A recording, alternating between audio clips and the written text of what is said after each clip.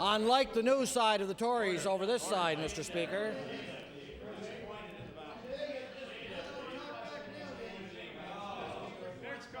Order. Order, please. Order, please. Member Glace Bay. Mr. Speaker, my question is for the Minister of Justice.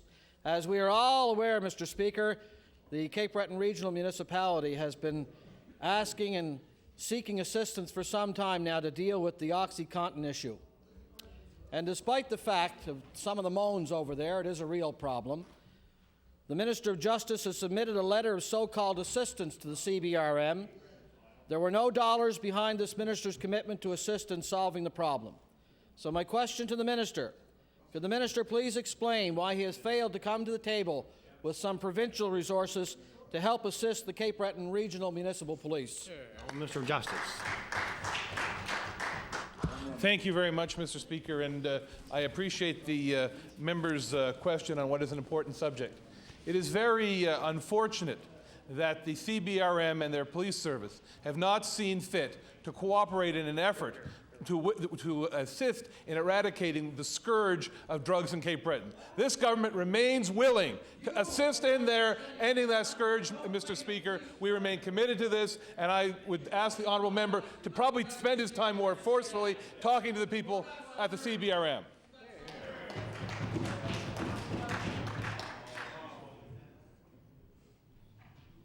The honourable member for Glace Bay and his first supplementary. Mr. Speaker, the Minister of Justice has probably the most amount of nerve that I have ever witnessed in this House to stand up and call down the Cape Breton Regional Police Service for what they're doing right now to fight the drug problem in Cape Breton. While people die in the streets of Cape Breton, this minister brings nothing to the table whatsoever. Mr. Speaker, the chair of the Police Commission at CBRM has painted a very different picture as well than what the minister is stating. And the chair states, and I quote, "So I say, if you want to come to the table, Mr. Minister, we're here. Come with the money. Come with the checkbook. Don't come here with rhetoric." Mr. Speaker, my question to the minister is, when does this minister intend to approach the Cape Breton Regional Municipal Police with some financial resources, rather than the rhetoric which merely lectures the chief of the police there to set aside what he sees as a historic conflict with the RCMP? The honourable Minister of Justice. Thank you very much, Mr. Speaker. It's quite disheartening to see that the honourable member is trying to play politics, which is a very, very serious policing issue.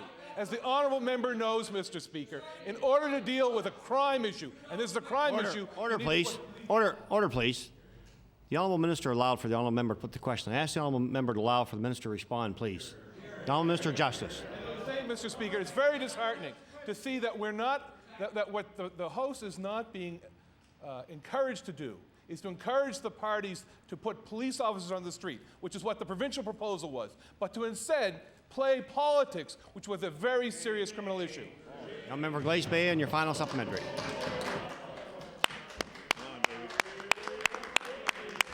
Mr. Speaker, this member is not playing politics, and I can bet that if people were dying on the streets of Lunenburg as a result of drug overdoses, the minister would take it a lot more seriously. Next question. Now, Member for Halifax Needham. Thank you, Mr. Speaker. Mr. Speaker, my question. Mr. Speaker, my question. Order, please. Order, please. Order, please. I did call for order, so the honourable member's microphone was off. We'll allow him to put his last supplementary question, please. The honourable member for Glace Bay. Mr. Speaker, you know, when you're dealing with drug addictions and solutions to assist in the prevention of drug addictions, it's a provincial responsibility. The minister knows that. So my question, final question to the minister, why isn't he prepared to put provincial resources on the table to deal with a problem that is ultimately a provincial responsibility? The honourable Minister of Justice. Thank you very much, Mr. Speaker. Mr. Speaker, it is the responsibility of every level of government, both municipal and provincial, to address the serious criminal issue of drug trafficking in this province. Mr. Speaker, we made an offer in good faith, in belief that it would help to counter the scourge of drug trafficking in Cape Breton. And Mr. Speaker, that's what's going to make a difference, or help to make a difference, in the lives of those unfortunate individuals. Thank you. The member for Halifax Needham.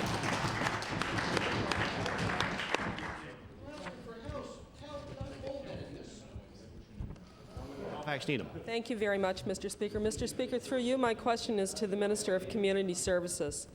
Mr. Speaker, the Alexander Children's Centre in North End, Halifax is a non-profit daycare serving 90 families. The centre has been struggling for over a year to find a new home due to its impending eviction from its present location.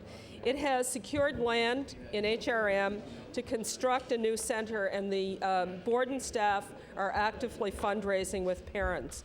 However, repeated requests for assistance from the minister have brought no action. Mr. Speaker, their lease extension ends June the 30th, and time is wasting. So my question to the Minister of Community Services is, when will your department finally take action to ensure this daycare has a home on the 1st of July? Honourable Minister of Community Services. Thank you, Mr. Speaker. And Mr. Speaker, just to put this in context, I believe what the member is asking is whether there is going to be any startup and expansion grant with this year's programs. And to answer a question, it will follow the subsidy review, which was also requested by the sector. So once we deal with that issue and the beach report, we will then move forward, and if there are monies left over, I'd be very pleased to see a startup and expansion grant program this year, and they could apply for that program.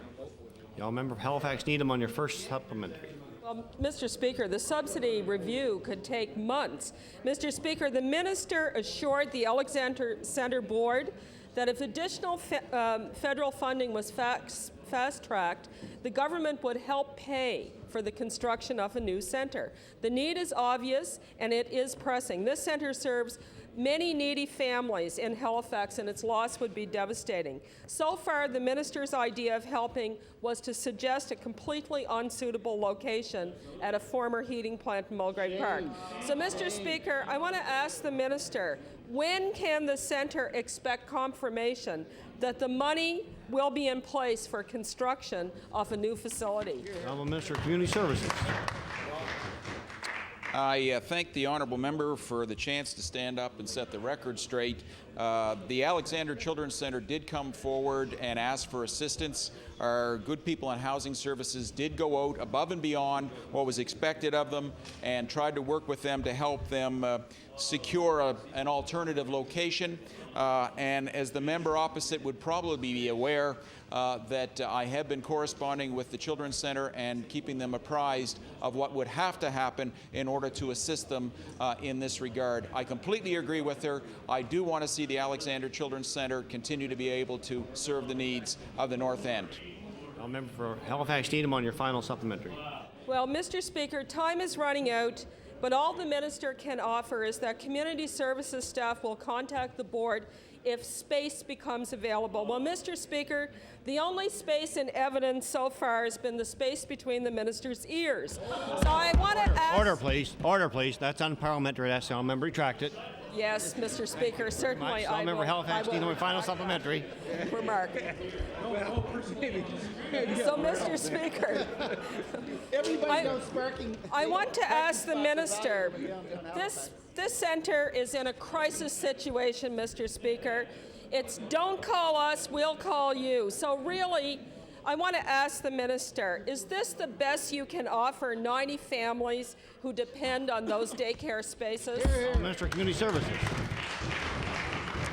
Yes, thank you, Mr. Speaker. Mr. Speaker, I want to suggest to the member opposite that the chair of the Alexander Children's Centre would be a much better spokesperson for the centre. In fact, the chair wrote me a letter recently saying how much she appreciates what we've done on the amount of the per diem for the subsidized daycare spaces, and wanted to work with the department in this regard. I sent her back a letter commending her for this, and I look forward to working with that chairperson. Thank you, Mr. Speaker. The honourable member for Richmond.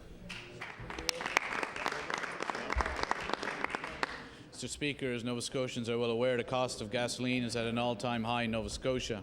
Renewing a driver's license or vehicle registration continues to increase under the Ham government.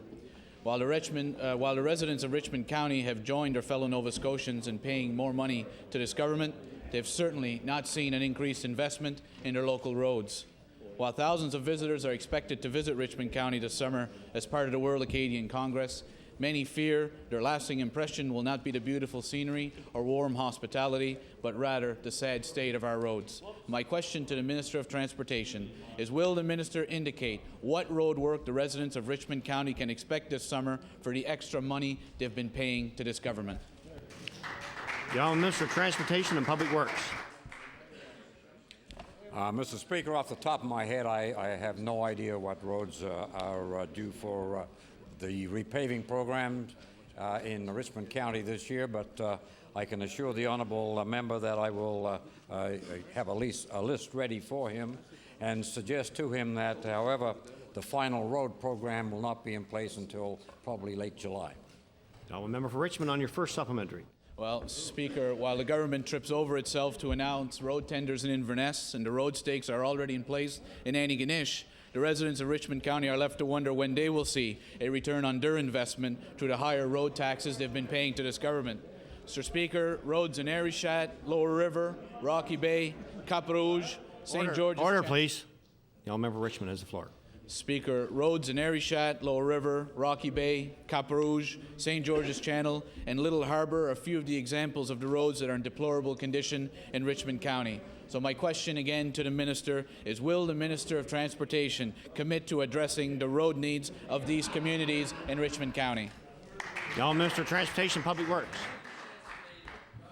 Mr. Speaker, I was in Richmond County about 6 or 8 weeks ago, I guess, and I was with my wife, and she was commenting that the roads in Richmond County were better than they were in mine. The honourable member for Richmond on your final supplementary.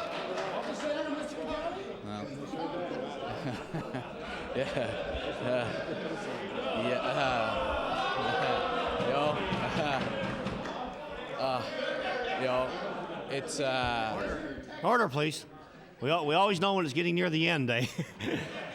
The honourable member for Richmond on the final supplementary. Mr. Speaker, there's a lot of things a person could say in reply to that kind of comment, but the sad thing is, Mr. Speaker, is that people of Richmond County do not find this funny. They see what the state of our roads are. They see that if the minister were to check with his own department to see in his claims section how many residents of Richmond County have sent in claims for damage done to their vehicles because of local roads, they would not be amused by the minister laughing at the state of the roads in Richmond County. The minister knows very well that the roads in Richmond County are not in great shape. They're in deplorable condition due to the neglect for the last 5 years. The honourable member for Richmond on the final supplementary, please. Mr. Speaker, good roads are essential to economic development and growth. So my question is, will the minister immediately announce what his government's plans are for road work in Richmond County this summer? The honourable Minister of Transportation and Public Works.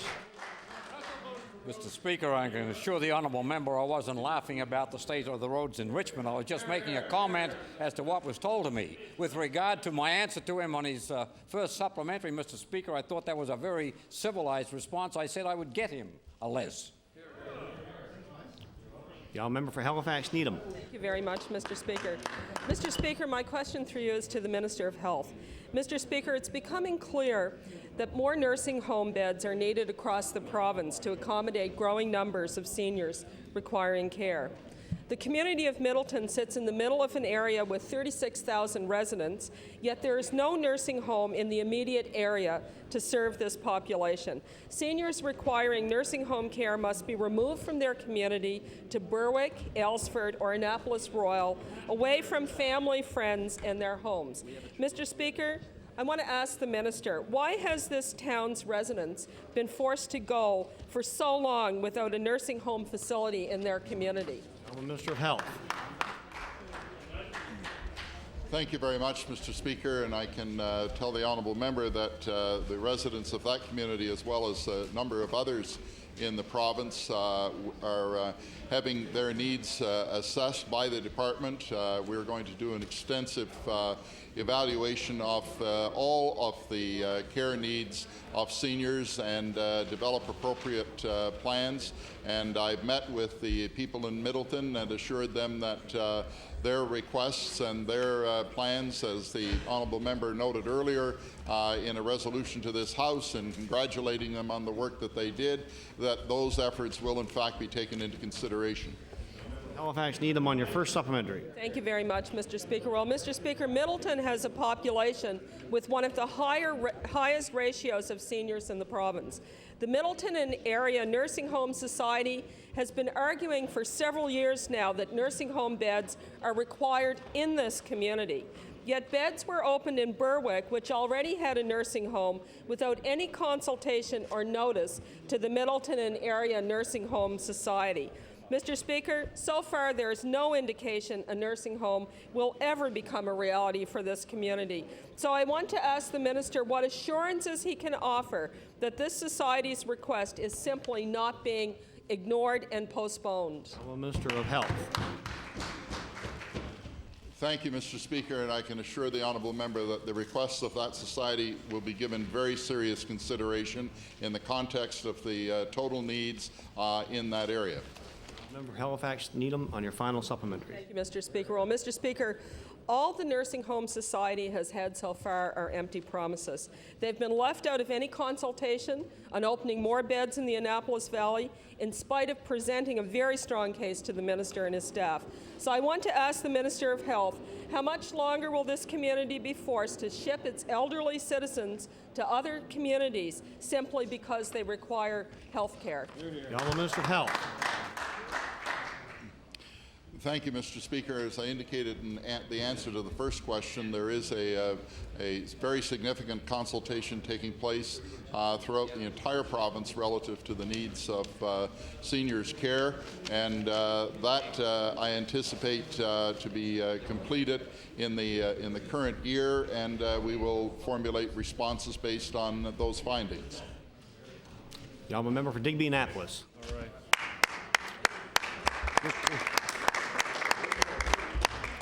Mr. Speaker, my question is for the Minister of Transport and Public Works.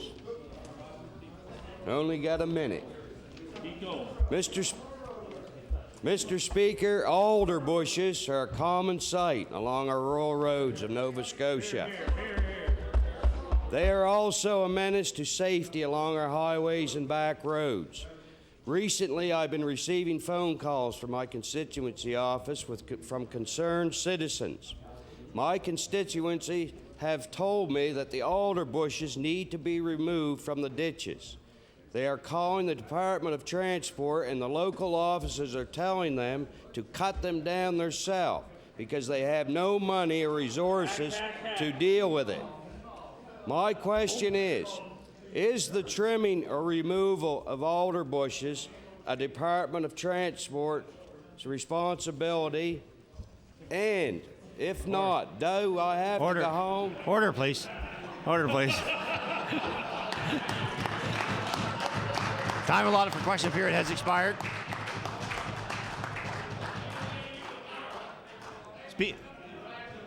Order, please. It's getting to be quite a habit with the Honourable Member of Digby Annapolis. The opposition member's business, the Honourable Member for Cole Harbour Eastern Passage. Thank you, Mr. Speaker. Can you please call Bill number 21? Bill number 21, the Honourable Member for Cape Breton Centre. Thank you, Mr. Speaker. Mr. Speaker, if I may be permitted, Mr. Speaker, to do an introduction. Most certainly. Thank you, Mr. Speaker, because in your gallery, Mr. Speaker, there are a few people I would like to introduce today.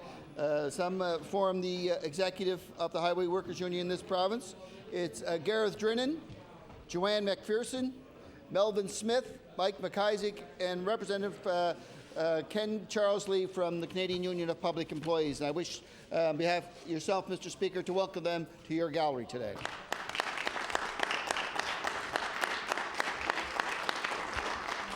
Welcome our special guest to the gallery today and hope you enjoy the proceedings. The Honourable Member for Cape Breton Centre. Thank you again, Mr. Speaker.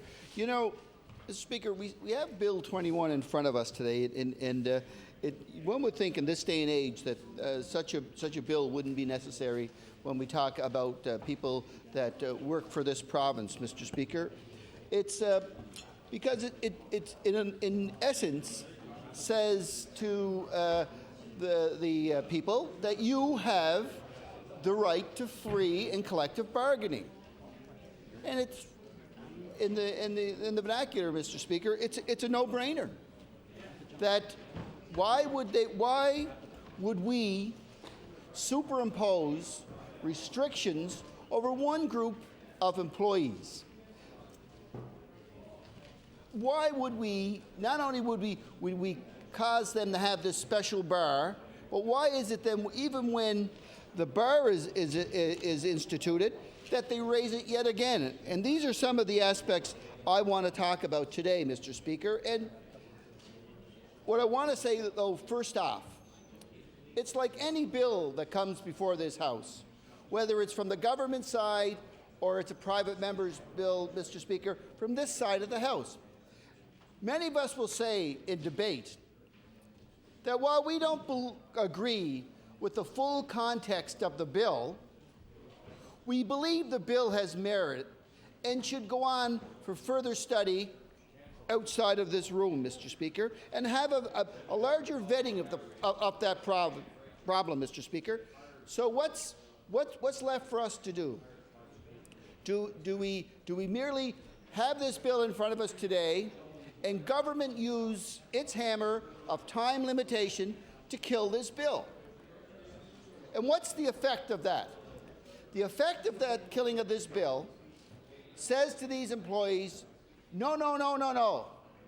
You're way different than any other set of government employees in this province. You're different from any other set of public service employees in this province. Therefore, you need protection from this government in a very special way. Well, that is wrong. It's totally and incomprehensibly wrong. Now, when government members are approached about this bill, where is the first corner of this bill that they go scurrying to? Do they go and look at and say, you know, you should have the rights of arbitration, you should be allowed to negotiate in a free collective manner? No, the little tiny part, the very minuscule part that this government goes and hides behind is you'll then have the right to strike. For some reason, that is the overriding effect from government with this bill. It would allow these people the rights that are given to many other similar workers outside of this province and other provinces. I see the minister shaking his head. We just saw a work stoppage in Newfoundland, and they did that. Okay, so, Mr. Speaker, and these are rights enjoyed by many groups within municipality units. In my area, the CBRM, the Public Works Department, which plows many of the streets in the CBRM, they're given the right to strike. And we shouldn't even, why are we here today talking about which should almost be a basic human right, giving them something? Is the government so disrespectful of these employees that given this right, that's the first place that these workers would go? That these workers would run to that corner and say, we want to strike. Well, you know, Mr. Speaker, over 90%, 95% of all collective bargaining that goes on in this province is solved without a work stoppage. Yet the government doesn't want to look into that. The government really just wants to go into that philosophical corner that keeps their heads buried in the 1930s. This is not right. This is not what these folks are looking for. These folks are looking for an equitable way to be treated. I mean, back in '97, when the Highway Workers Collective Bargaining Act came into effect, they said, okay, this is better than what we had before, which was order in council or basically known as OICs. This is better than that. But still, it doesn't give us what we deserve as a worker. And workers deserve certain rights. So they go and they labor, literally and figuratively, under the Highway Workers Collective Bargaining Act. So this is a rather cumbersome act because, again, as these appear to be, these are pieces of legislation that give workers rights. By and large, it's a piece of legislation that limits workers' rights. It's not there to help the employee to resolve a problem with their employer. It's, as a matter of fact, it's quite the opposite. It gives the employer the hammer, as they say. And now, with that, they said, okay, we'll live with that. We will try and as judiciously as possible go along with what's going on here. Now, Mr. Speaker, what we do get then is a judicial or a quasi-judicial labor relations board or a human resources board that's set up under this act that says you will be the ones that will be given the right to give decisions on what's arbitrary and what's not, and then we will abide by your decisions. Now, this isn't a set of rules established by the union. It's a set of rules established by government. So, what does the union do? It comes up and it has a list of grievances. It takes it before this board and the chair and two wingers, if you will, one representing management, one representing labor is probably the cleanest way to say it. So they arbitrate on these grievances. Now, one would say after going through all these cumbersome loops, that government will say, okay, we'll agree with the results of this board. We've tested them like they have to hire the state to a higher plane than any other worker in this province. That's what it is. So you know what? We've got to show good faith. And that's all collective bargaining is good faith. Because if you don't have good faith in collective bargaining, no matter what you sign off, ain't worth nothing. Because all you're saying is, at the end of the day, I'll sign it off, but I ain't going to do it. And this is what's happening here, is the government is not showing good faith. The government has lost these appeals from this board and the chair. Yet did the government say, okay, that's it, government, they're right, we're moving forward? No. They've got Department of Justice involved who want to take it to a higher level. Well, I will say to you, Mr. Speaker, there's no other way to say it but punitive. That you're taking punitive action against the workers that work so hard for them. Mr. Speaker, you know, we hear many platitudes in this House when we're hit with catastrophes like Juan and like the White Juan and how they stayed out there night after night, and rightfully so. But when these heroes of our highways want the respect of their employer, they're sent scurrying off to the high courts. That's wrong. And what this bill would do would allow these people the same recourses of other employees throughout this province. That's all we're asking for. And I think we're asking for it in a very constructive way. Because I started off by saying to you, through you, Mr. Speaker, is many times, and we've said it in the last couple of weeks, bills have come forward from government. And we'll stand up and say to government, well, you know, it's not a bad bill, it's not a great bill, but you know what we'll do? We'll send it off, in the case of a government bill, we'll send it off to law amendments and we'll study it there and we'll see what the public has to say about it. And then maybe we could both, the House leaders talk about it and say, you know, here's what we're hearing and maybe we tweak it here or there. We got a piece of legislation that all would work for it.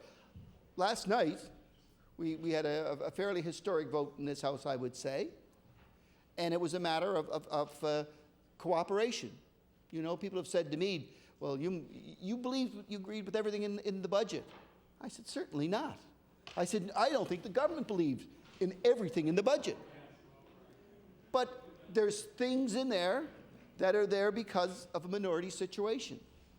And it's things I don't think would have been there had this been a majority. And that's respected. I respect it where that comes from, because the previous government that had a majority worked that way, and that's fine. But the fact of the matter is that's what legislation's about. Legislation is not necessarily when what goes into the meat grinder comes out of the meat grinder, that they can be moved and massaged. I would like to see Bill 21 stay intact. But, you know, there's many things in there that we could live with, and other things that the government could present argument. But what I'm asking the government today is this one simple piece of respect, and it's that don't use time to kill this bill. These workers have now gone 2 years without a collective agreement. They're looking now at probably the first blush an August date for a hearing in the high courts. We don't know whether that's just like letting lawyers check their summer schedules and see if they're available. So there's a larger than likely possibility that it won't even be that late. It'll be even later. So I'm asking government to do is don't use your time to delay it. Let's look at it. When we have more time, we'll move this forward and let the people of the province decide. You still have the right to call it back. The hammer still resides with you, and therefore we can do this. It's not worth killing this bill if it's just a philosophical position of government.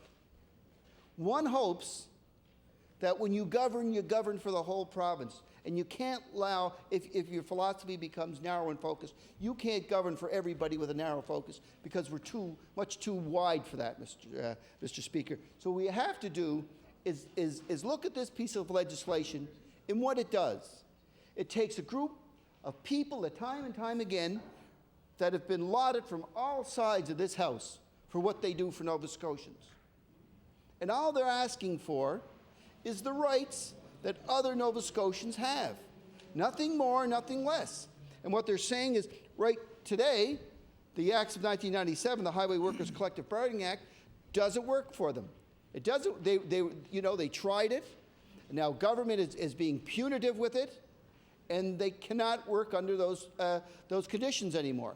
They want to say, we're like any other worker in this province. Give us the respect we deserve. Give us the salary we deserve. Give us the protection at the workplace for our safety and our job security.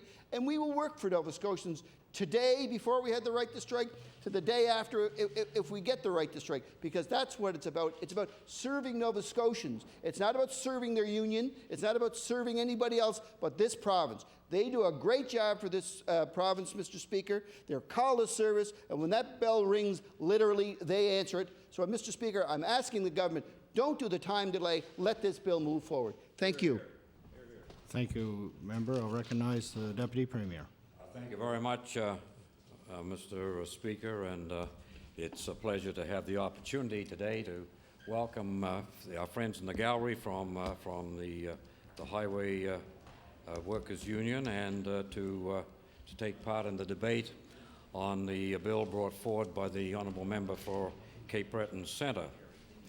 Mr. Speaker, we are very fortunate, and I would hope that the honourable members opposite, as well as the workers who work for the Department of Transportation, recognize how very pleased not only the Department of Transportation is with their performance, but how the public perception of their performance is well received as well. And I know, Mr. Speaker, we've come off this year. It's been a terrible year, a disastrous year from the point of view of things that have occurred beyond the control of anybody.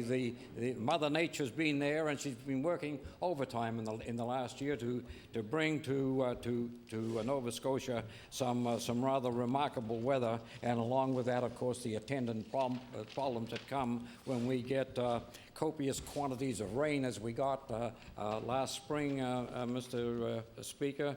Then we were dealt the blow, of course, of Hurricane Juan. We had the monster snowstorm. We had one thing after another, Mr. Speaker, and during that period of time, the highway workers did a fantastic job, and I certainly applaud them for their efforts. Make no mistake about it, Mr. Speaker. When I say I applaud them, I recognize that they have the rights of other workers. In 1997, Mr. Speaker, there was no real working agreement for highway workers in this province. They were controlled by orders in council, which came out periodically, which sets their salaries and their terms of employment. There was some consultation, but very, very little. And that is why, Mr. Speaker, in this House, I supported the change that occurred in 1997 when we had the highway workers form a union. And Mr. Speaker, the CUPE has performed remarkably well. We've had our differences, but you're always going to have differences between employers and employees, particularly when you come around to the time, Mr. Speaker, when you have to arrive at a negotiated agreement. And we have been in that state for the last, I don't think it's quite 2 years, but it's getting very, very close to 2 years. But we haven't been doing nothing. We've been negotiating, and unfortunately, we haven't been able to reach a solution to the differences between us. And this is the point. The highway workers in this province have the right to arbitration. They have the right to arbitration. There are other workers that work for the government that would, well, I was going to say give their eye teeth, but that's out of style these days because you don't get your teeth yanked out anymore, Mr. Speaker. But however, there are other workers in this province that would willingly give up their right to strike for the right to binding arbitration, and that is what the present workforce has. Now, Mr. Speaker, with binding arbitration, however, you accept through your agreement what items can be arbitrated by the people who do the arbitration. And, Mr. Speaker, this is where we have a problem at the moment. And the problem is what list, what schedule of items can be arbitrated. That's what the present impasse is. Now, the board has come forward and included in those items that can be arbitrated certain items that the government does not want to have arbitrated, to put it quite frankly. So having reached an impasse there, the appeal process available both to the workers and to government is to the Supreme Court, and that's what we've done. There is absolutely no reason why the government would want to delay the implementation of a new agreement, because it's still going to cost us. Whatever agreement we arrive at is going to be retroactive, and unfortunately, if we get a 3-year agreement now, by the time we actually get to the stage of probably of putting that agreement in place, we'll be paying for it, but we'll be starting the negotiation process again. So, Mr. Chairman, as I say, I cannot say enough about the highway workers in Nova Scotia, and I cannot say anything else other than the fact that we appreciate them in government and that we do want to get a fair settlement for the highway workers. Now, the question that the media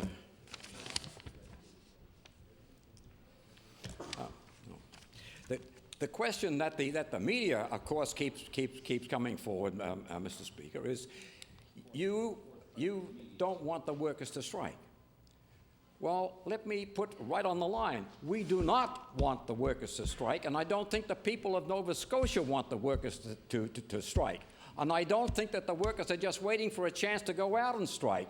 But however, I think, Mr. Speaker, while we have in place a regime that prevents strikes occurring and still ensures a fair settlement process to negotiations in the province, I think that's what we should protect. And I will try and do my damnedest to protect that, because I think it's a good process. And as I say, Mr. Speaker, I know that in good faith, when you're negotiating with unions, and I was minister in charge of human resources on a number of occasions in this province, and I know some of the difficulties we get into, particularly when you've got essential services such as policing and fire protection and health and hospitals and highways. Then you have to have some plan whereby those particular services to the public can continue. Because, quite frankly, Mr. Chairman, Mr. Speaker, when you haven't got that, then you have chaos. And we had, I can remember, Mr. Chairman, Mr. Speaker, back in, I think it was the early 80s, when HRM police went on strike, and we had people out here on Granville Street and on Hollis Street having road races up and down the street. 81. Now, it was 81. Okay, thank you very much. That kind of thing we abhor. And sensible people don't do those things, but there are always those who take advantage of a situation to create those kind of conditions. I would like to carry on the way we have been, and the way that I believe is possible to carry on in the future, whereby we can settle those particular disagreements with regard to pay and with regard to the various things that go before the arbitration board, and can do that in a sensible fashion. And certainly, Mr. Speaker, that is my intent. With regard to the fact that the honourable member from Cape Breton Centre was inferring that you could put in place some kind of a system whereby you'd have essential, you could declare some people as essential workers and have them come in. But I do not know anywhere where that has satisfactorily worked, because there's always been an argument as from the employer side that we need more people, and an argument from the employees that you need less people to maintain the services, and the two sides never meet, and you get the impossible situation where some people are going to have to cross picket lines to get to work, and I can understand the reluctance of strong union people to crossing picket lines to get to work, even though it is to provide an essential services, even though it is to provide something that is in their agreement and the union has agreed to. So what's the answer? Well, the answer, I'm afraid, is we're going to have to wait until the Supreme Court reaches a decision, and they will come down with the schedule, either amended or increased or whatever the case may be. We will abide by it. I don't feel badly about the union trying to get more items under that schedule. That's fine, because that's their right. That's their right under this agreement that we have, and I will protect that. But however, we have to remember that we also have the right, and when I say we, I mean the government has the right to appeal whatever that arbitration board has brought forward. So, Mr. Chairman, I would hope that this matter will be resolved in the very near future. I understand that there are some dates available for the Supreme Court very soon. I have 5 minutes left? Yes, Mr. Well, Mr. Speaker, I had agreed to share my time with the Minister of Environment and Labour, and I understand you wish to speak. Thank you, Minister. Recognize the Honourable Minister of Environment and Labour. Thank you, Mr. Speaker. I'd like to just make a few comments on the bill and the move of the responsibility for labor relations from highways workers, from the Highway Workers Collective Bargaining Act to the Trade Union Act. And as the Minister of Environment and Labour, I'd like to point out that it's certainly important for me not to take any sides on the issue. However, there are a few comments I'd like to make and take this opportunity to discuss some of the issues and the efforts that may result from both workers and the employers through the amendment that's put forward. There are 5 different acts now governing the labor relations for employees in Nova Scotia. We have the Trade Union Act, we have the Civil Services Collective Bargaining Act, the Highway Workers Collective Bargaining Act, and the Corrections Collective Bargaining Act, and also the Teachers Collective Bargaining Act. And the Department of Transportation and Public Works employees who are on the construction and maintenance of highways are governed by the Highway Workers Collective Bargaining Act. And certainly the current legislation, the Highway Workers Collective Bargaining Act, provides a framework for collective bargaining, legislative framework to the same as what's available to civil servants. And at any given time, Mr. Speaker, the department has 4 or 5 provincial conciliators providing impartial conciliation and preventive mediation services in the unionized public and private sectors. And the hard work of staff use their skills to minimize the numbers and the duration of work stoppages in the province through the timely resolution of conflicts. And they promote and deliver quality training and alternate services designed to meet the needs of their clients. And I'm pleased to say that they have the trust and respect of those clients, and they've worked very hard to maintain that. Each day, Mr. Speaker, we have 400,000 people going to work in the province of Nova Scotia, and less than 30% of that work is in a unionized environment, and that equates to about 100,000 employees being unionized members. And about 70% of the public sector employees are unionized, whereas only 14% of the private sector employees are unionized. And I'd note that highway workers have requested conciliation services from staff in the past, and certainly even though they're not under the Act not required to give out those services. I think it's also important at this point in time, Mr. Speaker, to say that from a personal point of view, what an exemplary job the employees perform. And I can speak certainly from my own small area of the world that when it comes to road maintenance and when it comes to work that takes place to ensure public safety, whether that be any kind of the work with regards to brush cutting or anything else that they're doing, they have an exceptionally high level of professionalism. I've found them certainly a pleasure to deal with and to work with. From a supervisor's point of view, they've been very cooperative. And as I've made comments in my office that without a doubt their problems and my problems tend to be the same, and they work very diligently to try and answer calls and ensure that issues are taken care of. It's important to recognize that the Highway Workers Collective Bargaining Act has only been in place since '97, as has been mentioned, and since '73 the union and the Department of Transportation and Public Works had undertaken collective bargaining under an order in council, and it was agreed at that time that the legislative protection was required to secure this right. There are, I guess I'd suggest that although the bill is very short and to the point, the implications of this proposed amendment are really not so simple, and there's certainly some points there that have been made by the minister that everybody would be looking at. The main change this amendment would create is to give our highway workers the right to strike, and the Highway Workers Act prescribes binding arbitration, which is not a prescribed option under the Trade Union Act. And as has been pointed out, I don't think anybody is looking to go on strike, nor does anybody believe that it would be possible for them to go on strike in the very tenuous times of snowstorms and things like that. But there are a lot of options here. It's not nearly as simple as we might like, and we certainly... Order. Thank you, Minister. Time has expired. I'll recognize the honourable member for Cape Breton West. Thank you, Mr. Speaker. Mr. Speaker, I'm pleased to rise in support of this particular piece of legislation.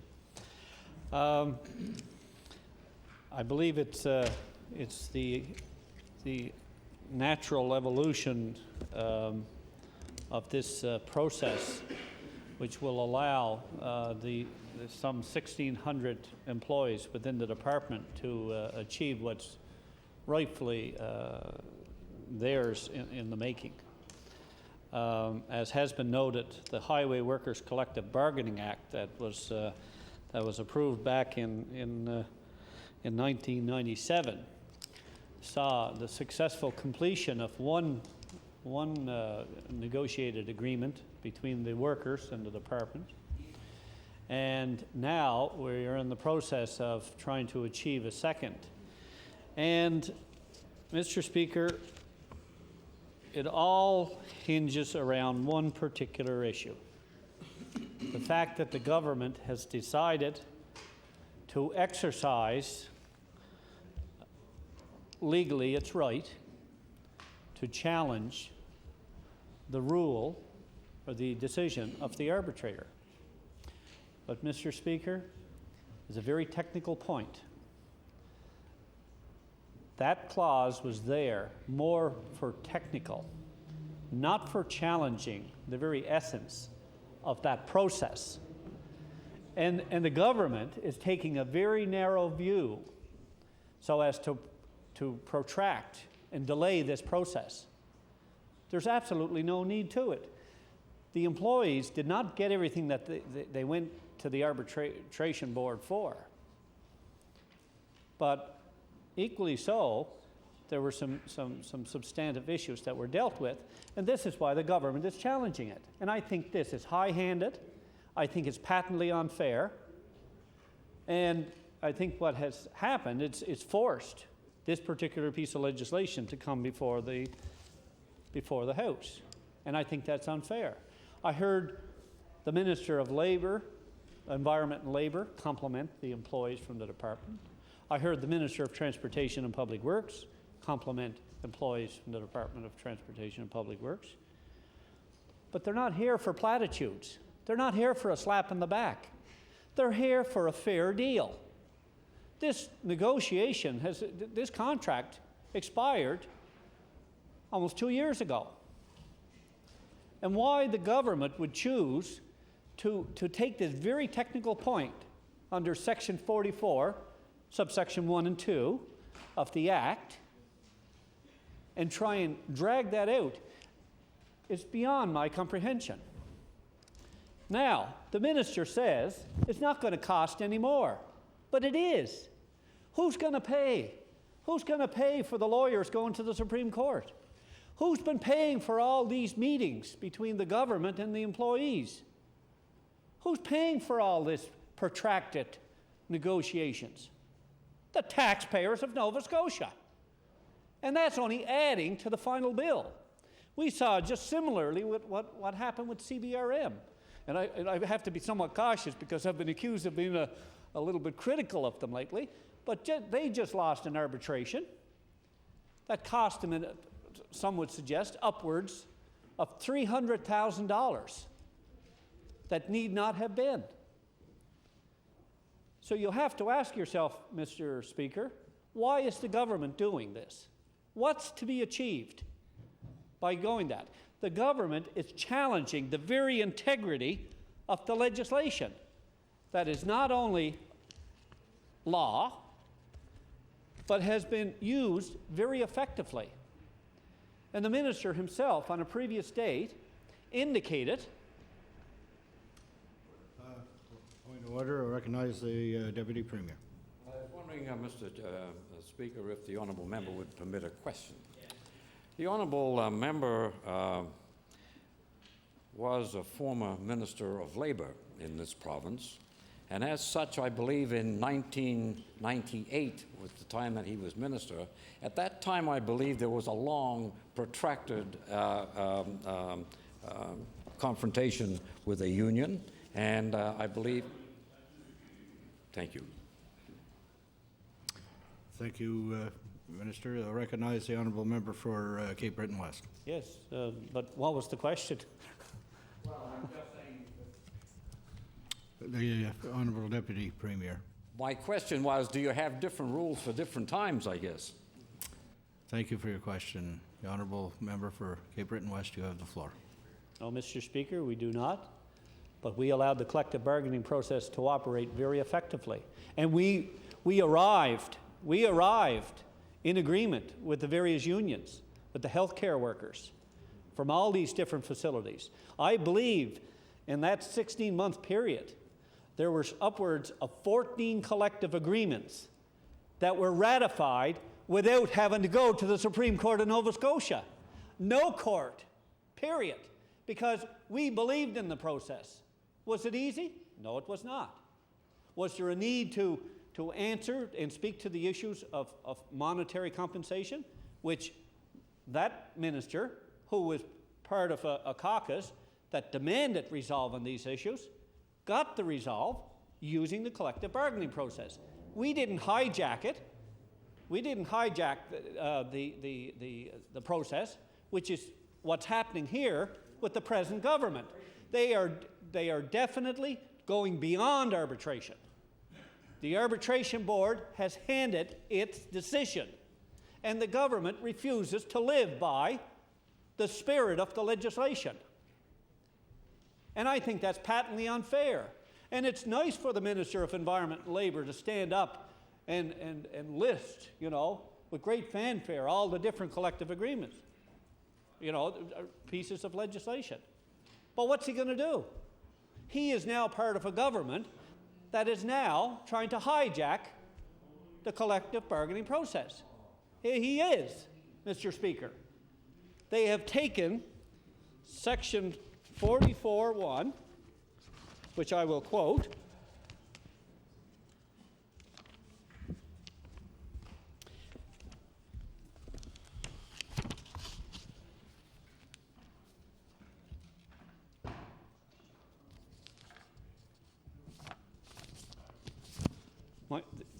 I was handed this piece of legislation, but the minister knows what I'm referring to.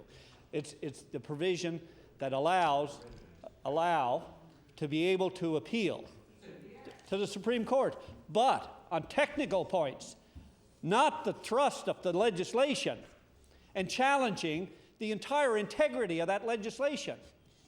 Surely to heaven, such a narrow view is not reasonable and fair-minded, and the minister knows that. For an issue that's been in suspended animation for over 2 years, and now it looks like it could be another year. And this will cost the taxpayers money. The minister has not given any indication as to how much it's going to cost the taxpayers for this application to the Supreme Court. Every time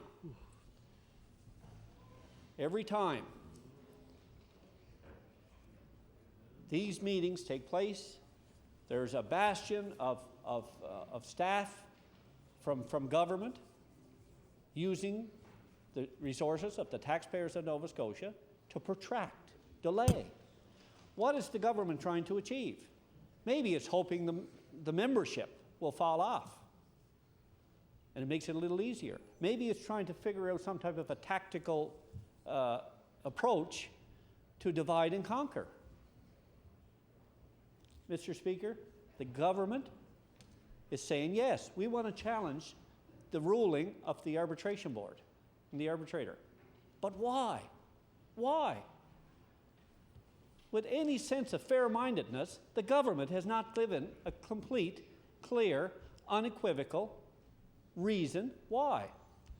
And then we see members of the Tory caucus saying, oh, we support the workers for the Department of Transportation. We think they're the best. And they get up with all these complimentary things. But when these workers come and ask for some support of substantive value, what do? They hide. They hide under the umbrella of some narrow interpretation of a piece of legislation. Mr. Speaker, and I think that's wrong-headed. The member for Colchester, Muscat, Abbott Valley, why isn't he standing up for the highway workers in his area? What about the member for Kings North? Why isn't he standing up for his highway workers? He says he is. But you talk to those workers, they don't convey that message. He must be a legend in his own mind because he's the only one that believes it in that constituency. Talk to the 1,600 highway workers, Mr. Speaker, and they will tell you a different story. They will tell you a different story. What about the good member for down the Eastern Shore? Why is he so quiet? Why is he so quiet? Yes, Mr. Speaker, we can go one by one by one by one. And what do you get? Silence of the hams. That's what we're getting. you know, the patronizing comments from the member of Kings North. But when it comes to anything of substantive value, such as this particular piece of legislation, or the issue that is at a complete impasse and polarizing activities within the Department of Transportation and Public Works, he's like a feather in the wind. He's all over the map, but he never says anything of substantive value that will try and address the problem. So I'd be interested to see what that honourable member will say to the workers as to what influence or what persuasive powers he's using to bring closure to this, put a stop to this foolishness. Well, the crackling, Mr. Speaker, that's about all we can ever expect from that member. Platitudes and double talk. Well, Mr. Speaker, if standing up for 1,600 workers, highway workers in this province is an insult, I'll accept that responsibility. Unlike that honourable member, who won't do anything. What representation has he made to the Minister of Labour on this issue? Can he table any letters, any correspondence, you know, the results of any meetings that he's had? Probably not, because he won't do anything. It's all talk. You know, a fluff of hot air. What about the member for down in the Colchester Muscataway Valley, who was always the champion of the truckers and the road workers in this province? Well, why is he so silent? Why is he so silent? These people, they don't want to be sitting in the gallery at the legislature. They want to be back on the job, doing what they really enjoy doing best, serving the people of Nova Scotia.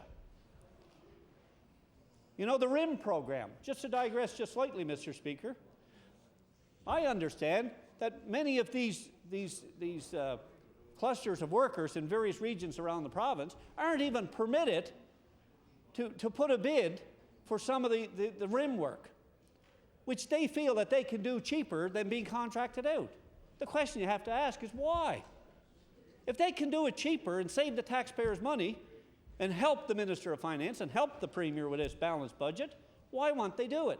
Why is this government so wrong-headed? Mr. Speaker, I support this legislation, and I do believe that the government should stop finding delay tactics, because it's not good. It doesn't do anybody any good. And the most important stakeholder here, Mr. Speaker, are the people of Nova Scotia. They are the losers, because the government, I don't know what kind of legal advice they're getting, but it must be just strictly for tactical purposes to delay, delay, delay. And Mr. Speaker, that's very unfortunate, because with all the comments that have come from the government benches about how they support the highway workers, and they think they're great, and they're doing a good job. But when they come and ask for help, what do they get? Absolute silence. So, Mr. Speaker, we will be supporting this legislation, and I would hope government members don't try and use a tactical move like they've done in this process to delay approval of this particular piece of legislation to go on to law amendments. Thank you, member. Recognize the member for Pictou West. Well, thank you, Mr. Speaker, and I'm pleased to have a few minutes today to rise in support of Bill 21 concerning the Nova Scotia highway workers. And, Mr. Speaker, this is a very serious issue. It's one all about fairness and equity and really involving fair and free collective bargaining. And previous speakers have emphasized that strongly, and certainly I believe that that's really what it's all about. And our guest in your speakers gallery, Mr. Speaker, wouldn't be here today unless they thought there was some inequality or unfairness to this issue. And as you may know, Mr. Speaker, we have less highway workers here in Nova Scotia than we used to. In the early 1990s, we had as many as 2,600 highway employees in this province, faithfully looking after our roads and bridges and highways. And but through downsizing and cutbacks and rollbacks, workers are down now to about 1,600 in this province. So we've lost 1,000 highway employees over that period of time, and so naturally those that are left are concerned.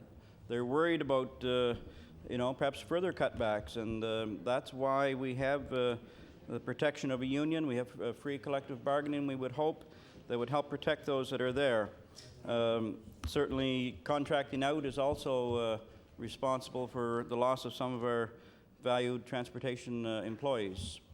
But as it was mentioned earlier by a number of the speakers, our highway workers in this province are very valuable to us, and they do great work. And I can think back just a short time ago to the big blizzard that we had in February. Certainly I had a lot of calls as MLA. People were concerned about their ability to get out to work, and some were stuck at work, perhaps at the Michelin tire plant in my riding, not able to get off shift, but there are others that were not able to get on shift. And the province was shut down for about a 48-hour period, and people were stuck in one spot or the other. And some of those calls, I had some reason, having received a call from a constituent, then to call my local plowshed or the Department of Transportation and ask for assistance, because some of it was quite serious. And I must say I had great cooperation from the operations supervisors or from the person on dispatch, whoever was answering the phone. In one case, I recall a nurse who had to get on shift at the Aberdeen Hospital, said there's others have been there for a day and a half, they have to get home, and I have to get to work. So called the local dispatch and explained the situation, and they immediately sent a plow out to that area and got her to work so that she could relieve the other shift worker. And I can think of maybe in a second example that was very important. I had a call from a young lady and said her husband had just been released from a Halifax hospital. This was on Friday, I guess the second day of the storm, but many of the secondary roads were not open or not plowed at that time. And it was very vital that he got home, because that's where his medication was for his heart condition, and he had to get back home to get his medication. So I talked to the operations supervisor at the plowshed at Salt Springs, and great cooperation. Immediately they sent a plow out and down the paved road and then down the secondary side road, and was able to get him home so that he was able to get the medication that he needed. So I think we have a very valuable staff in the Department of Transportation and Public Works, and we're very thankful for that. I think in February the minister had indicated in a press release, and I might read that, Mr. Speaker, that he too was thankful for our highway workers. He said, "On behalf of Nova Scotians, thank you to everyone involved in clearing our roads and making them safe. You show your dedication to your jobs year-round, but during this record snowfall, you've truly outdone yourselves." So no question, the minister recognized the very valuable contribution that our highway workers did during that blizzard of 04, or the White Wand, I guess it's been referred to. And so we're thankful for that. So today we're at a situation where we're thankful for our workers, but we're asking for some fairness, for some equity, for some right to have free collective bargaining, and protect these workers, from in their jobs, so they're not don't lose any further positions. I mentioned one concern of the highway workers certainly is the contracting out that occurs, and the previous speaker had mentioned the RIM program, a program that allows for repairs to our secondary roads, things such as asphalt patching and graveling and ditching and guardrails, and a number of important maintenance activities on our secondary roads. And one problem, or I guess I'd ask the minister during estimates yesterday, is do highway workers have the right to put a shadow bid in to, because some of those jobs probably could well be done just as cheaper or for equal money by the highway workers themselves, and that would create employment within the department and prevent jobs from going to outside contractors, some of which perhaps are not even from Nova Scotia. My understanding is that some of those contracts have been let, and the winning bidder was from other maritime provinces or from outside Nova Scotia. I believe that happened in Guysborough County and elsewhere. And so there's a concern that not only jobs lost within the department, but jobs are going to people from outside this province. So workers are naturally very concerned under this RIM program. Well, it does good work, but are jobs being lost to other jurisdictions? Mr. Speaker, this bill is all about the highway workers and their fight for fairness, and certainly they're frustrated by the process that's been going on. It's been almost 2 years since they started collective bargaining under with the QPA union with their employer, and I believe it was October the 31st of way back in 2002 that they actually started to negotiate with the department.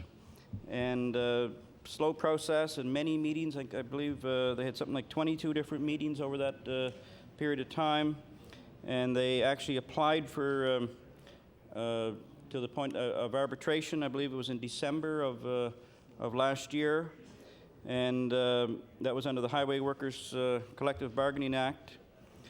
And they have the board that they are referred to as the Highway Workers Employee Relations Board. And but it's been very slow and very tedious and very involved, and it's frustration that they're feeling because it's not proceeding towards a free and collective bargaining resolution, and they just feel the employer perhaps is acting in bad faith in continuing to question what is brought towards the board. And now I understand it's through the Supreme Court. It's gone to a ruling, and they have to have a ruling from the Supreme Court, and it's going to be at least August of this year before that is allowed to happen. And we all know in the good old summertime in August, there's vacation times, and people are away, and a lawyer might be away, or a judge or an arbitrator may be on vacation or whatever. So there's even wondering how long is it going to take. And as I said, it's gone on almost 2 years at this point in time, and it just leads to frustration on behalf of the union.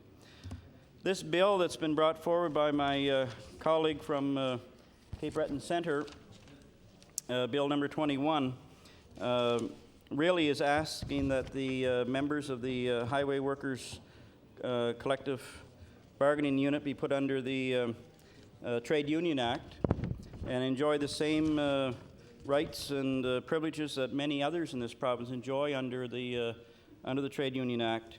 And then they would have the right also, instead of under the Highway Workers Employees Relations Board, they would then be under the Labor Relations Board.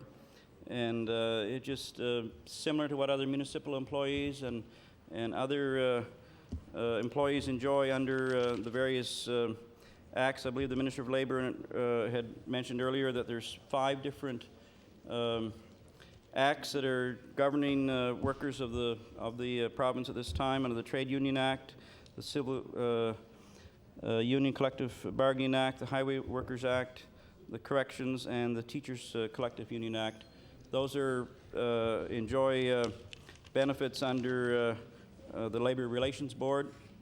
And so all they're asking for is fairness of what other employees are receiving at this time, and to be allowed to be under the Trade Union Act the same as other provincial and municipal workers in this province.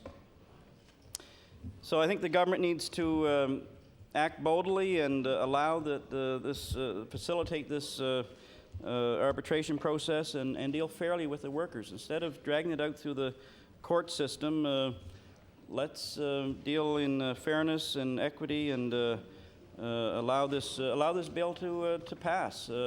If in time through the law amendments process, or I guess the private members' local bills process. It can be amended, it can be added or subtracted from to allow for you know, what is fair and equitable to both sides in this dispute. Mr. Speaker, certainly highway workers, I think in this province have done a great service. They've proven that over and over the last number of years, and I think it's only fair that this bill be allowed to pass into law. They've proved that through thick and thin that they're here for Nova Scotians, and I think we got to make sure that you know, we respect them. That's really what it's all about. We respect what they're doing. The minister has thanked the workers for their effort and their dedication, and I think it's time that we respect them.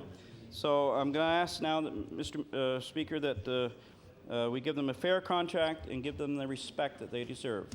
Thank you. Thank you. I'll recognize the honourable member for Lunenburg West.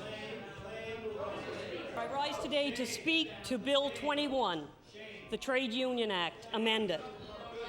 Firstly, I want to comment on the high value the government and the people of Nova Scotia place on the services provided by highway workers. They have been and continue to be an Order. The honourable member for Lunenburg West has the floor. Thank you, Mr. Speaker. They have been and continue to be an integral component of the public service of Nova Scotia. And so it is with no disrespect to the valuable work they perform when I say that this government does not support Bill 21. And I would like to reinforce some of the points made by my government colleagues as to why. Mr. Speaker, we believe the Highway Workers Collective Bargaining Act provides a reasonable collective bargaining legislative framework for these workers. It is comparable to what is available to other direct government employees, such as civil servants and adult correctional workers, and therefore promotes consistency for all government workers. In debating Bill 21, which proposes to change this relationship, I think it's important for the members of this House to reflect today on the history of the Highway Workers Collective Bargaining Act. I'll debate it. Until 1997, as you recall, Don't lecture me on works and highway workers undertook negotiations without any legislation. The framework was set out through an order in council, which could only be changed readily by government. That situation was unique among governments in Canada. In 1997, all parties agreed that it was time for a new, formalized relationship with highway workers to give them the same protections as other direct... Order. The honourable member for Lunenburg West has the floor, and please afford her the opportunity to speak as she did for you. Thank you. Carry on, member.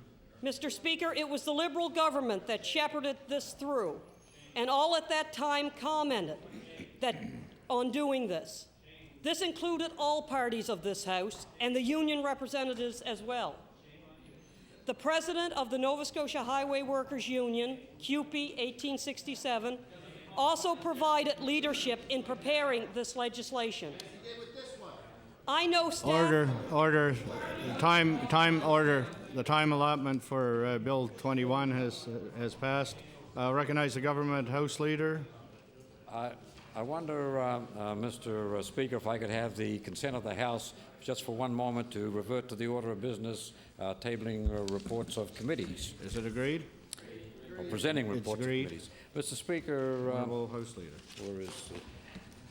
The chairman of the Law Amendments Committees directs me to report that the committee has met and considered the following bills. Bill number 67, an act to amend Chapter 1, 1992 supplement of the Revised Statutes 1989, the House of Assembly Act, and Bill number 68, an act to implement the Convention on International Interests on Mobile Equipment in matters specific to aircraft equipment, The committee recommends these bills for favorable consideration of the House without amendment. Thank you. Thank you. I'll recognize the House Leader for the official opposition. Thank you, Mr. Speaker.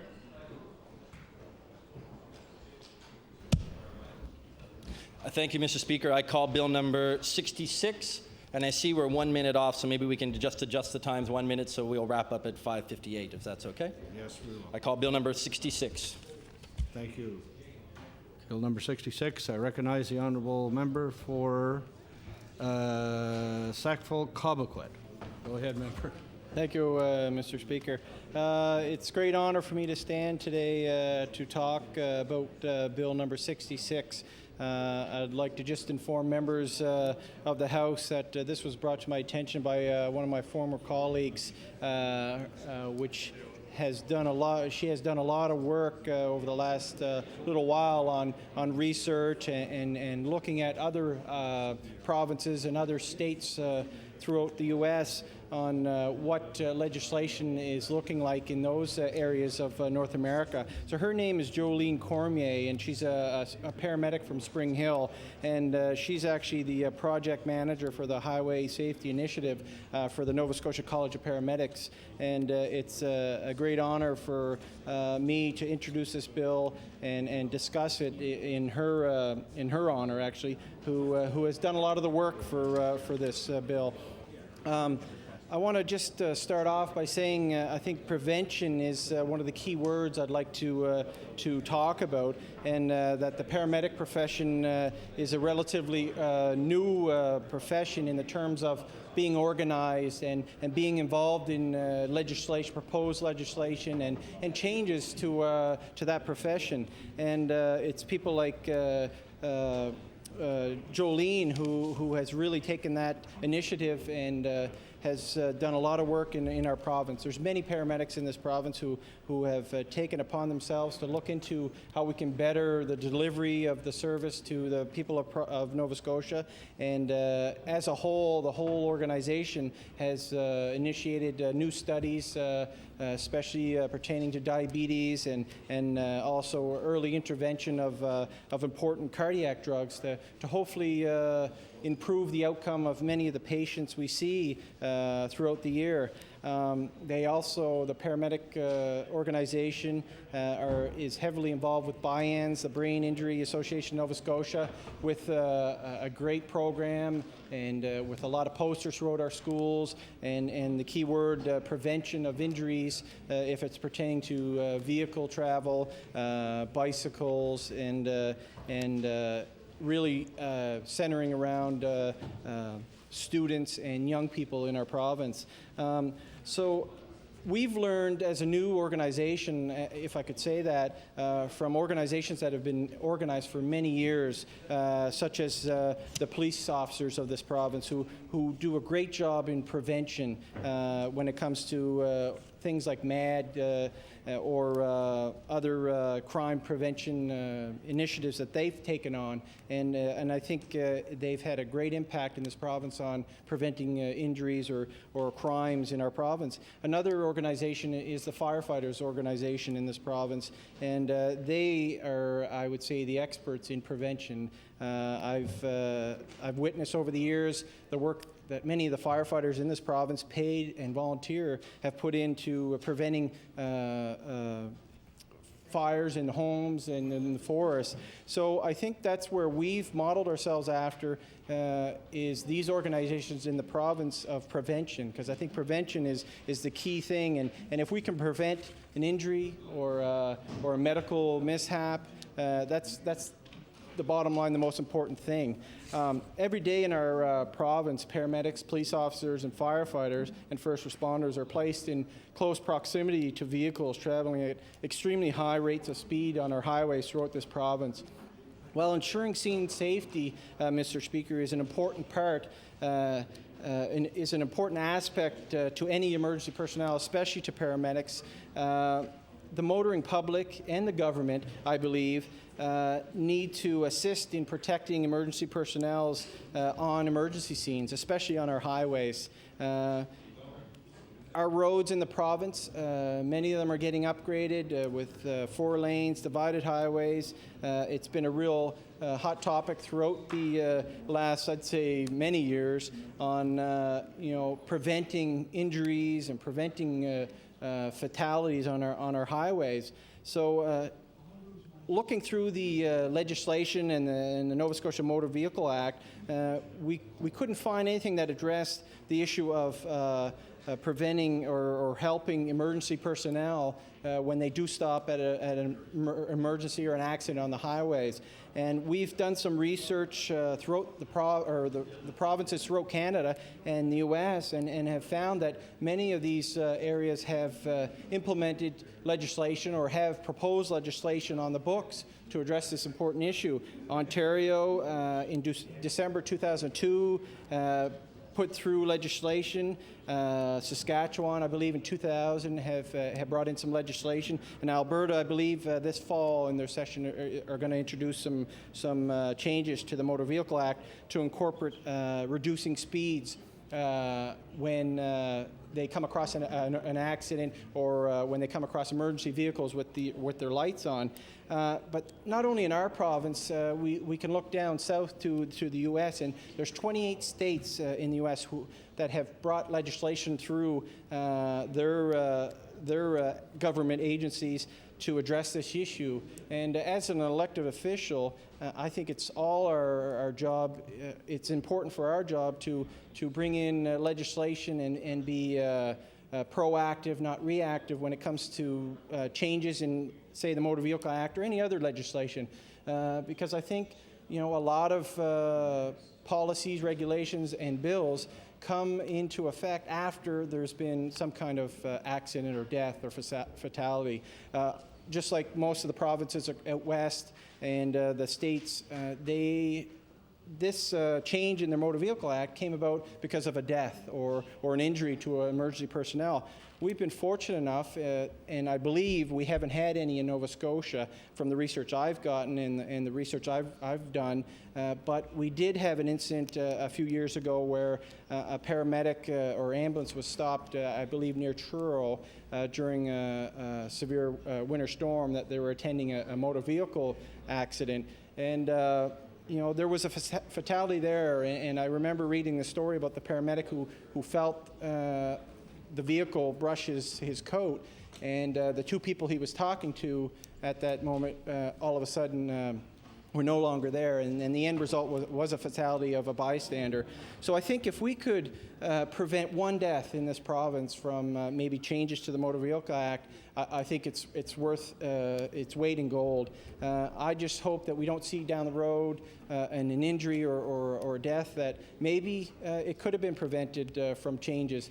Not to say that every incident, if we do change it, we can stop the vehicle. But in Saskatchewan, they have started to keep stats on convictions, and in 2001 they had 327 convictions on this under their proposed or their change to the motor vehicle.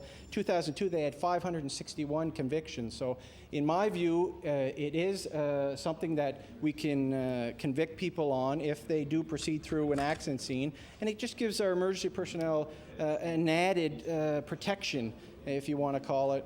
And I think the awareness of a change to the Motor Vehicle Act or a change to a bill alone will go a long way in the communities throughout our province when they realize that, well, yes, I do have to slow down when it comes to an emergency or an accident or we see emergency vehicles with their lights on. So I hope that the members, my colleagues here in the House, on government side especially, realize the importance of maybe changing and amending the current Motor Vehicle Act. This is an issue that's been long overlooked, I think, in our province, and recognition of the dangers facing many of our unselfish, dedicated emergency personnel, and hopefully protect them a little bit, preventing injuries and maybe even a death is important, and I hope that I do get the recognition or the support from my colleagues from government side and the Liberal caucus to maybe have a look at this and really think that we can be proactive and not reactive when it comes to legislation and the possibility of helping our our emergency personnel in this province would go a long way. And I hope that they really do consider this. And I want to again thank Jolene, who brought this up. And some of the people that have endorsed this are the Truro Firefighters Association, the International Union of Operating Engineers, the president of the Union for the Halifax Regional Municipality, many RCMP officers, and hundreds of paramedics, firefighters, and first responders in the province have lent their endorsement for this bill. So I really do hope that the government will recognize this important bill. Order, please. Thank you, Mr. Speaker. Expired. Thank you. The Honourable Minister of Transportation Public Works. Thank you very much, Mr. Speaker, and it is indeed a true pleasure to get up to speak to Bill number 66, which deals with traffic safety and traffic flow, etc. First of all, I'd like to say a word or two about the concern, the real concern that member has brought forward with regard to the safety of emergency people who are involved in emergency situations and are called upon to perform on highways. Mr. Speaker, there is no doubt that we owe a great deal to those people who do go out in very difficult circumstances to control traffic and to help people who need assistance on the highway, and particularly when there's been an accident. Now, Mr. Speaker, you may say, well, then why don't we pass this bill? And there are several reasons why, at the present time, we're not prepared to pass this bill. But that's not to say we're going to throw it in the garbage, because it is good legislation. But however, there are a couple of flaws attached to it that are going to be required to be worked out. The honourable member mentioned that there were 3 provinces, Ontario, Saskatchewan, and I believe the third one is Alberta, that have legislation. I believe Alberta doesn't actually have the legislation yet. They're working on it. And Saskatchewan does have legislation which has been proclaimed. Ontario has legislation which has passed the House but not been proclaimed, so it's not being used. And, Mr. Speaker, there's a very good reason why that has occurred, and that is that we, in this province and in all provinces and all states of the United States, contribute money annually to an organization known as the Transport, it's TAC anyway, whatever that stands for. But that is a transportation authority that is supported by the various provinces and states of the United States to develop safety processes, and more importantly, when a new process or a new technique comes along, to test whether or not it's valid. One of the things that I found out, Mr. Speaker, fairly early after being appointed Minister of Transportation was something about traffic flows, and traffic that's flowing at a steady state of speed is far safer than traffic which is accelerating and slowing down, or stopping and then starting up again. That's why now when we design, pardon? That's right, when we need them. That's why, Mr. Speaker, you'll notice that in all the new interchanges that we're building these days, they are diamond-shaped interchanges, and there's an acceleration lane as you exit the highway, and there's a deceleration lane as you exit the highway. So you get out of the traffic, so you're not affecting the flow of traffic. Because as I said before, traffic engineers say that traffic should move as a solid block at speed. Now, it doesn't matter, and I know that somebody will say, what are you talking about? But it doesn't matter if traffic is doing 130K or doing 50K. As long as the speed is constant, it's safe. But what happens is when you've got somebody doing 130K and you've got somebody doing 100K, and then somebody else, like myself, driving along, abiding by the speed limit of 100K, and they come up against me and they start to slow down. and the guy doing 130 comes up behind me. There I am. He starts putting on his brakes. The other chap who's driving along, or the lady that's driving along behind, she also starts putting on the brakes, and you get a bing, bing, bing, bing, bing all the way down the line. That's why you'll find that in those jurisdictions where they have very high traffic volumes, like for instance on the 401 in Toronto, or down on the New York freeway, or one of those roads where we're looking at something like maybe 30 to 50,000 vehicles per day on that traffic. They have these horrendous collisions where you get a series of bumpers clanging together all the way down a long line. It's simply caused by one person usually that slows down inappropriately. So therefore you try and keep the traffic going. The problem with this bill is that if you put this in place, you're going to have traffic abruptly, as soon as the person sees a flashing light, slowing down to 50K. And that was what triggers accidents, Mr. Speaker, and that is why the province of Ontario has not as yet proclaimed their act. But however, that is not to say that this is not a bad idea. I think we do have to slow the traffic down when there's flashing lights. What the speed is, I'm not prepared to say, but what we're going to be discussing, and we have discussed at ministers of transportation meetings, is perhaps there's a cushion that you say, okay, 20K below the average rate at which the traffic is moving. In other words, if the traffic is moving along at 100K, you get a flashing light, you move back to 80, because that's a gradual acceleration. It's not a boom down to 50, which is a sudden stop. So that's why we have to take a look at this act, and I would suggest to the honourable member that we would be quite prepared to look at this bill in different terms, perhaps for the fall session, because I think that anything we can do to make our highways safer, Mr. Speaker, is a good move. One of the things that interested me, Mr. Speaker, of recent date was for flag persons who are out holding flags.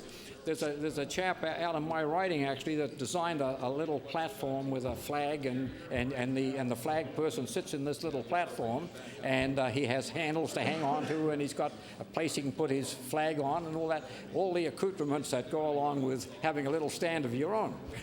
And I thought it was a great idea. Once again, it went through the hoops and jumps, and somebody said, well, look, the trouble is if somebody goes by and hits that guy is going to go flying through the air and end up in the ditch, probably with a broken neck, because of the fact that although he would seem to be protected, in point of fact, that protection would be a false protection. So there are a number of good ideas that come forward, Mr. Speaker, that look great at first blush, but however, on closer examination, not so good. This one, I think, has definite advantages, and as I said to the honourable member from Sackville Cobequid, it's one that we can certainly progress in the fall, and I, for one, would encourage the member to do so. I have got a few minutes to speak here. I don't know exactly how much time do I have. 1.5 minutes. Pardon? 1.5 minutes. 1.5 minutes. Okay, I've got to be brief. There are a number of other things we can do regarding safety as well on highways, and we're doing them. One of them is the use of salt. But one of the more important things is we have a vehicle now, which I don't know if members are aware of, called the ARANS vehicle. And this vehicle costs, yes, this vehicle costs $200,000 and some odd secondhand. We bought one used from Alberta, and it goes along the roads. And one of the important things that it does, it checks for rutting, so that we can find roads where we. Oh, I have time. Sure you do. Yes, thank you. you have rutting, and you get water accumulating in the tracks, and you get hydroplaning. And hydroplaning in the spring and the winter is the greatest cause of accidents of all, Mr. Speaker. And I'd just like to point out that vehicle is doing its job now, is telling us where these roads are that are going to have the two tire tracks depressions filled and the road smoothed out. Order, please. The honourable member's time has expired. Thank you very much. The honourable member for Preston. Thank you very much, Mr. Speaker. It's a privilege to speak on this bill. Bill number 66, the Motor Vehicle Act Amendment, put forward by the honourable member from Sackville-Cobequid, and it's a very important topic. I mean, we have workers, emergency workers on the roads all times, day and night, and it's for them oftentimes a very dangerous situation. It's unfortunate that's the case, but it does happen, and hopefully we won't have any deaths or serious accidents by these very important workers in our community. You know, they're at every scene, they're at every situation, and working in very extreme situations, all kinds of different weather, and all kinds of different stressful situations where you have people that are injured, or in the place of police stopping people and dear knows what they're going to run into. I think that we owe these professionals a great deal of gratitude for the excellent work they're doing in the community and the professionalism with which they do it. Without their excellent services, a lot of people would die or be injured needlessly, and indeed it's important to make sure that these people live in a safe and deserving atmosphere where they don't have to worry when they stop at an accident scene or doing routine work that they're going to be run over by a car or truck or something to that nature. It's got to be very hair-raising to be on the side of the road attending to something and vehicles going past at 110 kilometers an hour. It's got to be very, very much indeed a dangerous situation, and a situation that does need to be corrected. I do have some concerns with the bill, though, the way it's written. I'm not a traffic expert and don't profess to be and never will be, but when the bill talks about driving a vehicle on the highway at a speed not to exceed 50 kilometers per hour when passing an accident or emergency vehicle if it's stopped on the highway with emergency lights in operation.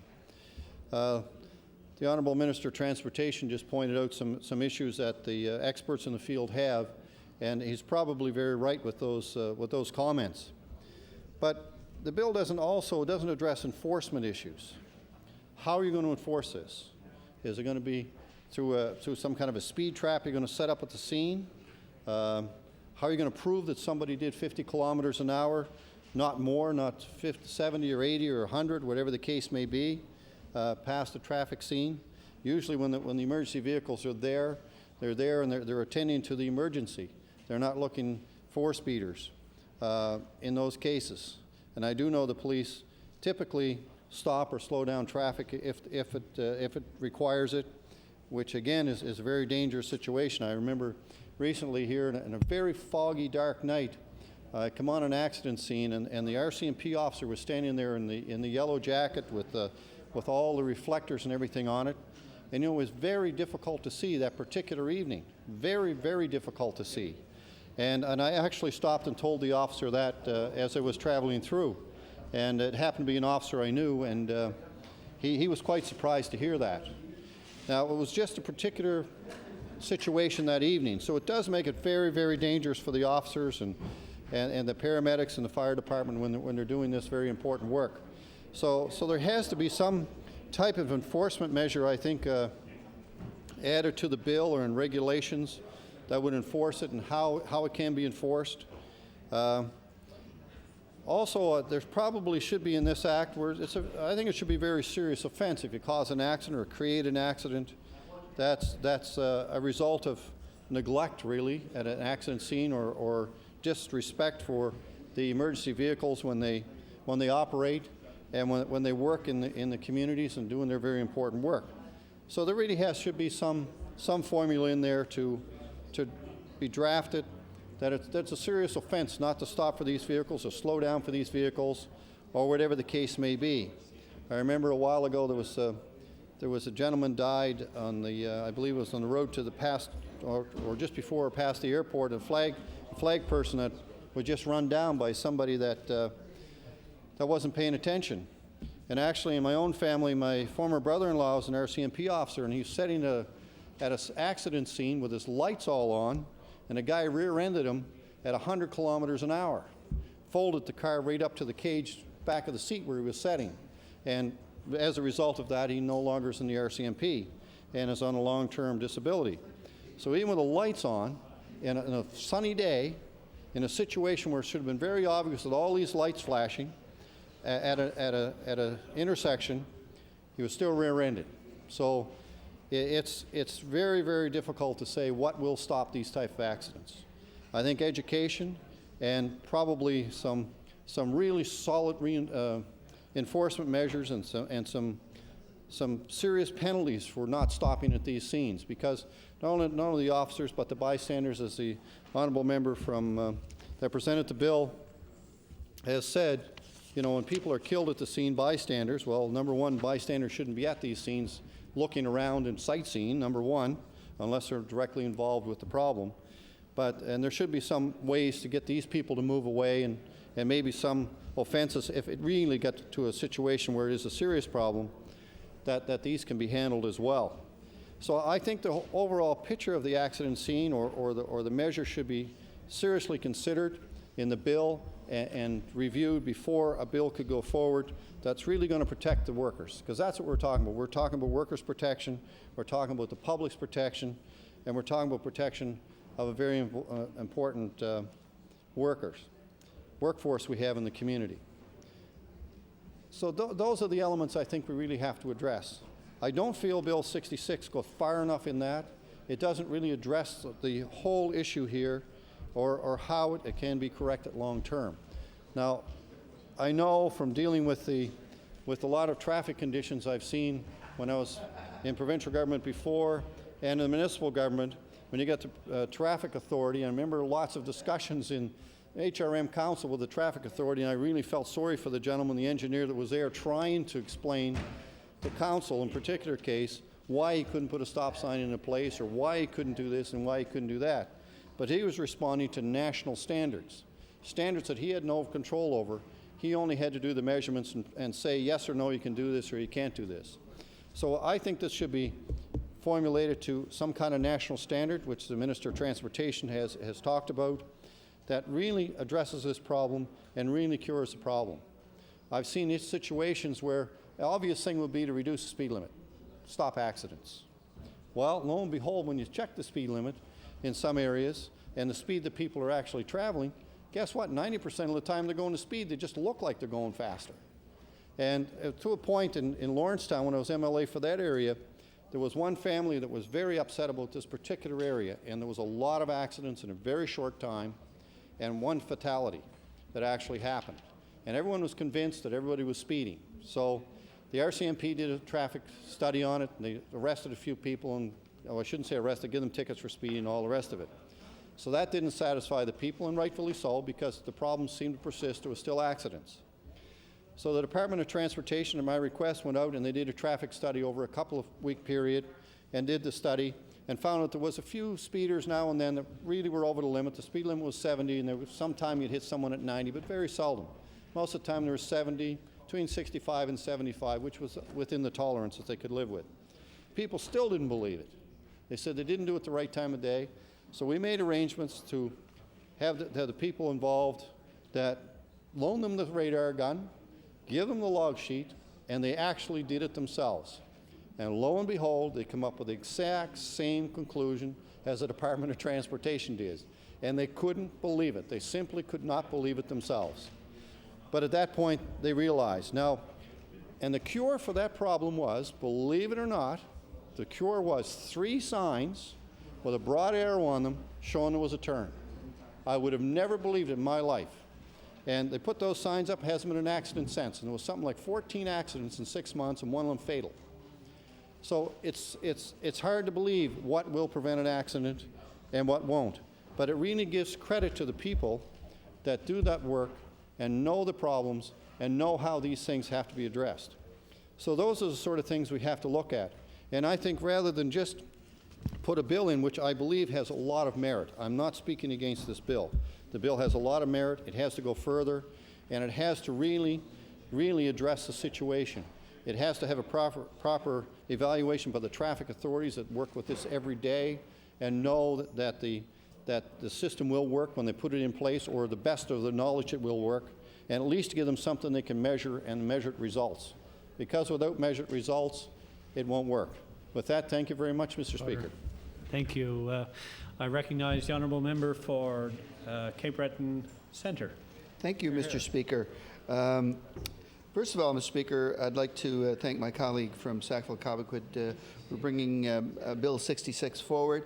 And, you know, when we talk about bills such as this, it's sometimes very hard to quantify what the bill is all about. Because we can't come up and say between May 12th, 04 to May 11th, 05, there'll be this many traffic accidents. We don't know. We would hope that there'll be none, but common sense tells us there will be some. It also tells us that some of these accidents may very well happen and will happen on our trunk highways and our 100 series highways and so on. And invariably, our first responders, our emergency crews, will end up there, whether it be EMTs, policing, fire, and so on. So, do we need then to build a fence around or a barrier around to help these people? And that barrier would mean a reduction in the speed limit. Now, I heard the minister talk in his reply and talking about, well, a lot of accidents happen in kind of like a chain way, that if you slow down to a certain amount of speed in a 100-mile zone, that it's going to cause an accident because people will slow down. Well, that has a little bit of merit, but not a whole lot, Mr. Speaker. I mean, if you were to agree with that premise for not moving this bill forward, then you would also have to agree that, you know, it's quite all right, it's quite within safety guidelines to do this posted sign limit, a speed limit, during a storm. That you could, you know, that you've got to stay at that level because that's what's the posted limit. You stay there. Well, we all know that to be a fact, Mr. Speaker. We know that we should, reasonable drivers adjust their driving limits to fit the situation. This situation isn't one where we're just talking about, you know, put a cautionary sign a few feet in front of the accident and everyone's just going to go 100 kilometers to 50 kilometers, we'll say, in that distance. We're not talking about that. The bill is talking about reasonable reactions because, Mr. Speaker, in the terms of what these workers are doing, and I'll use EMTs in particular, it's that I don't think these paramedics are out there, you know, doing this as because someone decided they got a bad cough and had to pull the car over, and they're out there giving them a drink of water. And I don't mean to be bringing too much brevity to it, but I guess the fact of the matter is that they're there, and it's by and large, especially on our 100 series highways, quite often a life and death situation. And their job is focused on saving that person's life, or persons, whatever that matter may be. And not uncommon is for them to put themselves in peril. Now, there's certain, I mean, they can put themselves in peril by using sharps. They can put themselves in peril by how they interact with the injured party. Or, Mr. Speaker, they can put themselves in danger as going back to their unit to pick up other medications and other things that would assist them in caring for the injured person. Wouldn't it be nice that, that if we had such a law in this province, that people would be duty-bound to slow down and in a way assist with the safety of that worker? Because, Mr. Speaker, that is their workplace. As much as we'd like to describe that this chamber is our workplace, and we'd like the safety practices to be as safety or as strict as they can in a way that it would allow us to do our work. I mean, it was just not too long ago here, Mr. Speaker, that when a certain individual entered the gallery of this place and was escorted out by police, there was much talk about putting metal detectors and that around this building, and I see it in the line of worker safety. And my argument then, as it is today, that worker safety, yes, but it has to be, we have to appreciate worker safety right across the board. And this is a line of worker safety. It is a law in 28 states in the United States of America, in the lower 48, and it's either considered or enacted in 3 provinces. And a very large point about this is in Saskatchewan in 01, Mr. Speaker, there was 327 convictions. 327 convictions. In 02, there was 561. So along the lines of those people who say it's not enforceable, I put these out as being to diffuse that and say it is. There is proof. It's Saskatchewan. They enact this law and it works. We've got, I don't know how many miles of Series 1 highways in this province, or 100 Series highways in this province. 1,800, the good minister tells me. So, Mr. Speaker, imagine, if you will, that, and I would venture a guess that most fatalities on those 100 Series highways, and I'll limit myself to 100 Series highways, and I'm not saying that's the only place that it happens, but I would hazard a guess that most of those fatalities happen after midnight. So, Mr. Speaker, or after dark, after dusk, I should say.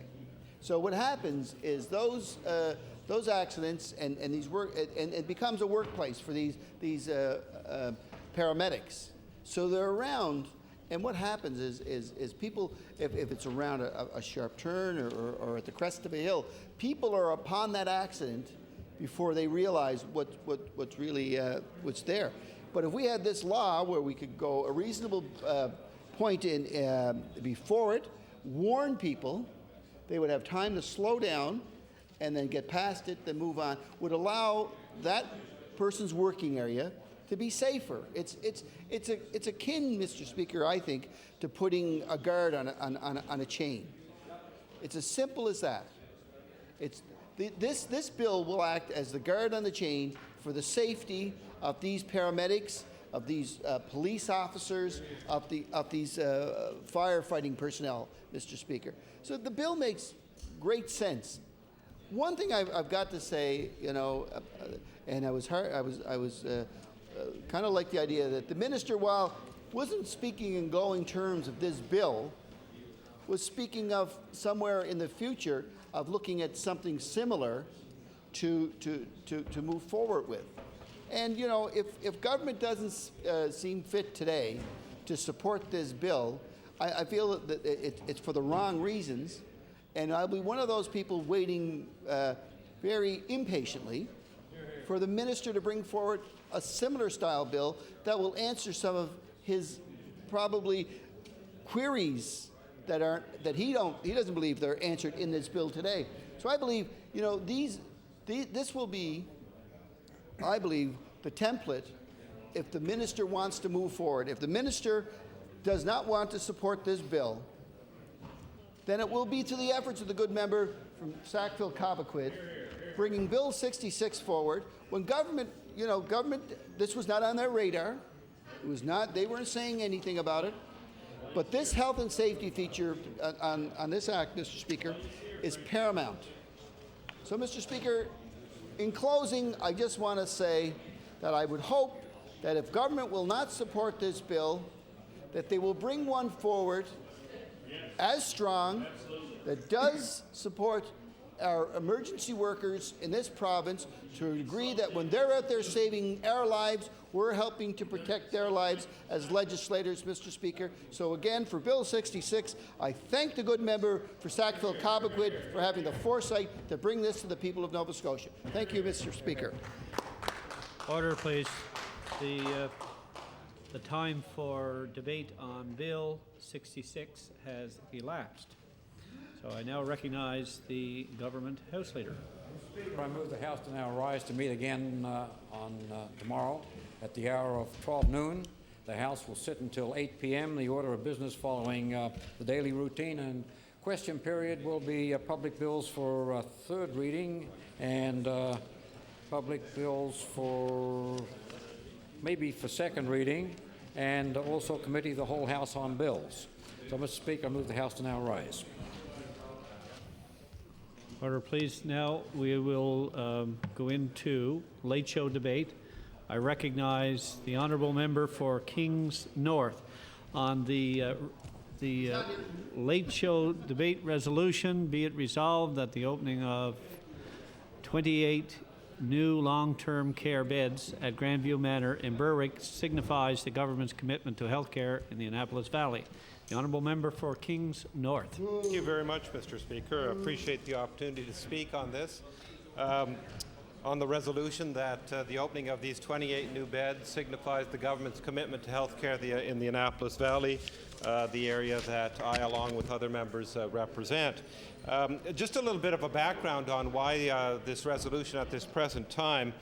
Back last year on October 19th, I stated in a talk here in the House on behalf of the Minister of Health that long-term beds would be opening in Annapolis Valley Health Area and District Health